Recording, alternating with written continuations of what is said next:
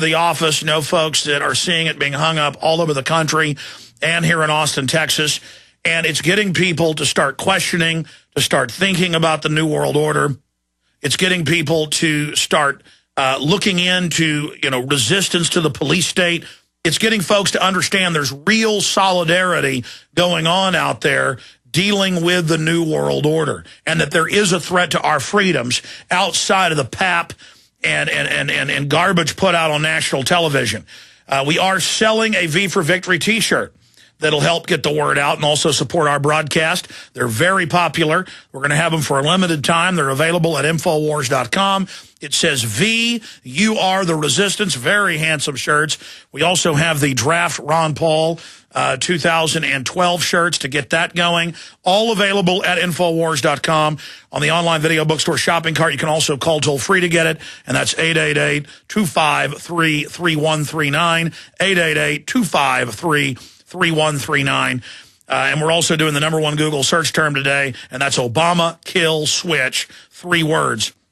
Going back to Max Keiser. Max, you were starting to get into the Cairo situation, and headline, former managing director of Goldman Sachs, Egyptians, Greeks, Tunisians protest against the pillaging of their economies.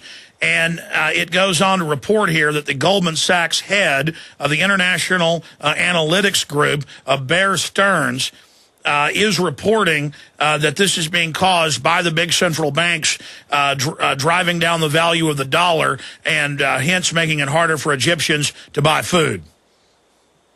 Yeah, well, the price of food in Cairo is rising, and people only have 2 or 3 days left of food, and the crisis really becomes one of starvation.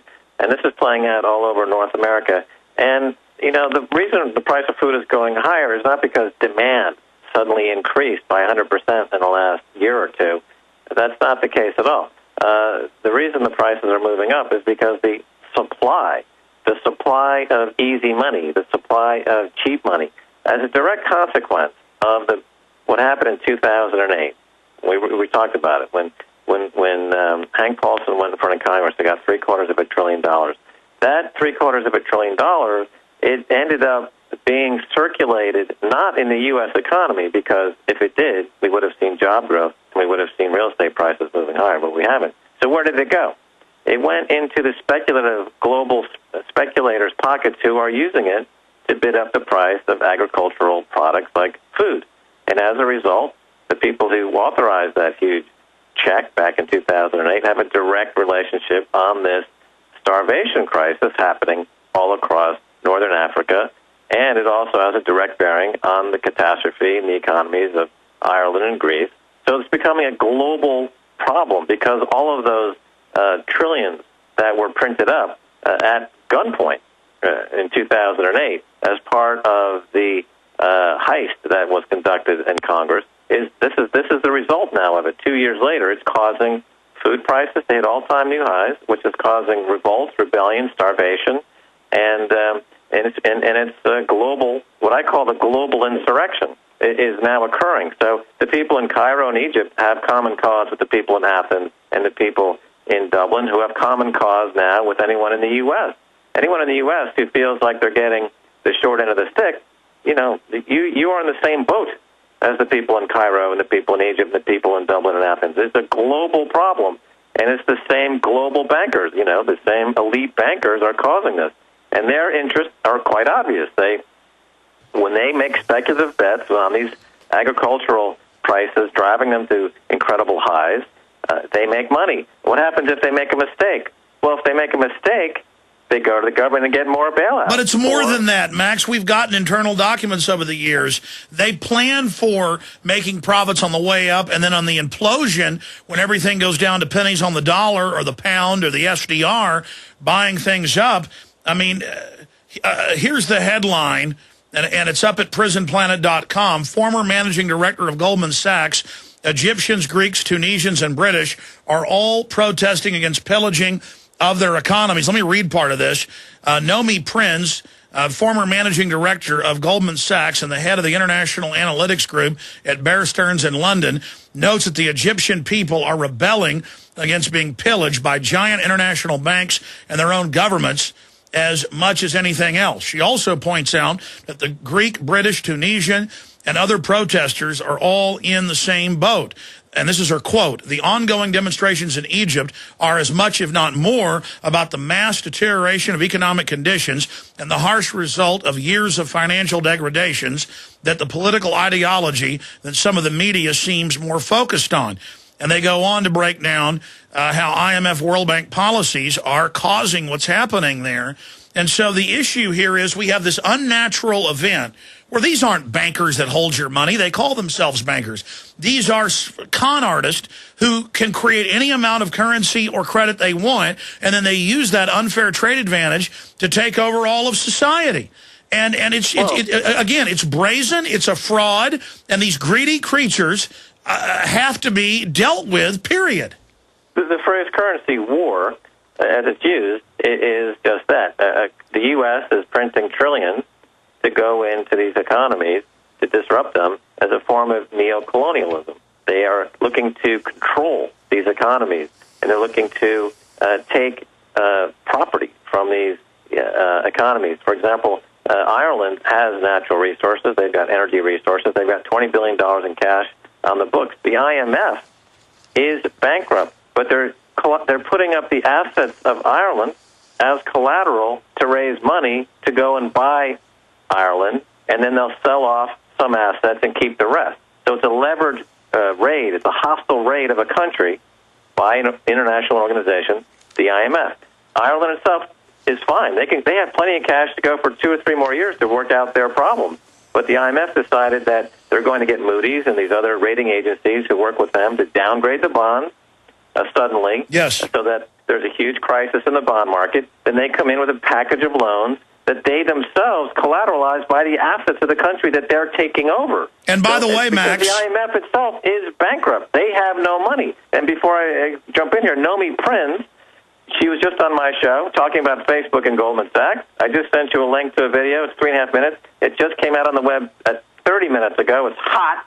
You got to play it because she's brilliant, and she gets into this Facebook Goldman Sachs scam. People have got to hear this. I just sent it to Matt, but Matt is out in the parking lot or something. You got to get him back inside. So no, they've been scrambling to get it for 10 minutes since you told them, and certainly we'll play that going into overdrive. So your television show airs on coming up here in a few days.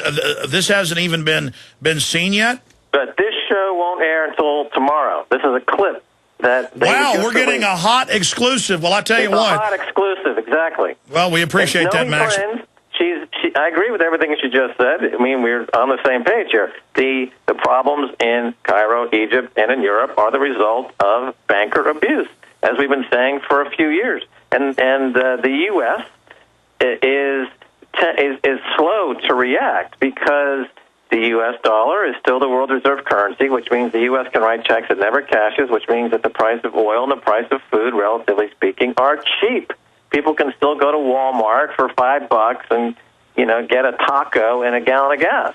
But that's changing because the overall flood of this money, especially if they go to $100 trillion bailout of the globe, that means prices that means currency collapse or roll up into the new currency. And then that's going to devalue very quickly. I mean, all of this is telescoping down now where they're just rolling it over into new instruments, but it's still trying to take on the weight of the derivatives they've created. Exactly. And once they roll it into this new instrument, and you make a good point here, once they roll it and they'll say, well, your purchasing power is the same, but you lose your sovereignty, then the next 100 trillion or 200 trillion is easy to do because you don't have to answer to anybody but yourself. And then you have the hyperinflation, then you have the currency collapse, then you have the casino gulag, then you have what we've been talking about. And it's happening in real time. We're no longer on the edge. We're now entering Cairo, Egypt, Dublin, Athens. This is happening right now. The U.S. is the last to go because it's got the world reserve currency, but once that changes, as I've said on your show many times, it's not inflation or deflation.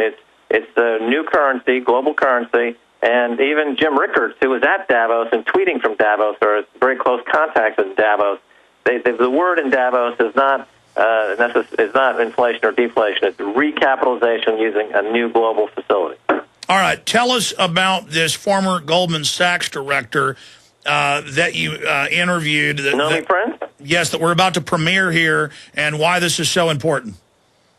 Well, on our show, we've talked about the casino gulag and the emergence of this new virtual currency.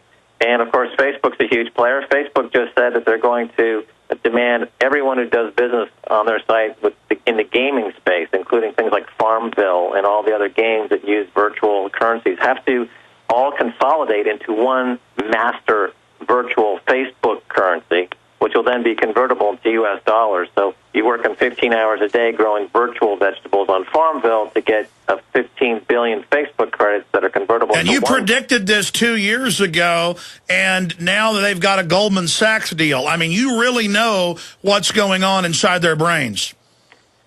Sure, because I worked there, and I worked in the virtual credit and space, and I have in technology, as you point out. They invented a lot of the technology that goes into this.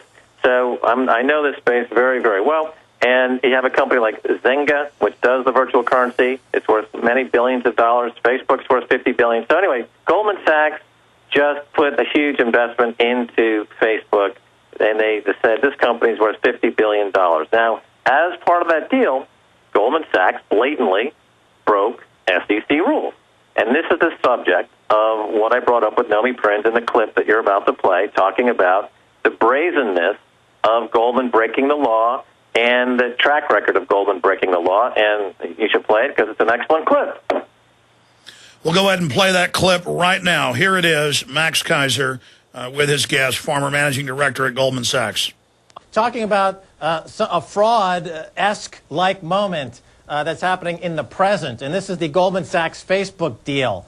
Why is it worse than the crappy CDOs that Goldman was admittedly selling, referring back to what we were just talking about? Fill us in on this latest scandal. All of this is a spin on the investment bank knowing more than what it is letting on to the investors and trading on the back of that, or being able to trade on the back of it, and so therefore being able to profit on the back of withholding information. And to a large extent, the Facebook deal was like that. It's a private deal, so it doesn't fully fall under the same public purview and rules as insider trading per se. But what Goldman basically did was raise a lot of capital, and they just went offshore to raise this capital because of the scrutiny that was put on this deal in the United States. I like to think also by some of the articles I and others were writing. And they didn't want to be bothered, and so they went and they raised money for this Facebook deal offshore. And the reason it's shady in that respect is because Facebook in the course of this deal, and yes, it is private, has not really disclosed the information as to how it ticks financially. Facebook will not disclose this information until 2012, so basically 14 months after investors have succumbed into going into this deal and have worked with Goldman to raise capital to basically allow Facebook to be valued at $50 billion as opposed to the $10 billion that it was valued at just a year ago. And the way Goldman has kind of structured the deal is they put in some seed money, which is how CDOs work. CDOs always worked on the basis of the investment bank would put in some money, some hedge fund would put in some money, and that would entice other investors to follow along. You know, there was a cushion there. Someone was giving it a stamp of approval, which is sort of what's happening with this Facebook deal. Now, it's very possible that Facebook is a be-all, end-all in 2012 and 2013, when Goldman's investors are actually allowed to get out of the deal. Goldman, of course, can get out of the deal at any time, as they could with the CDO. But, you know, it's also likely or possible that that won't be the case. And the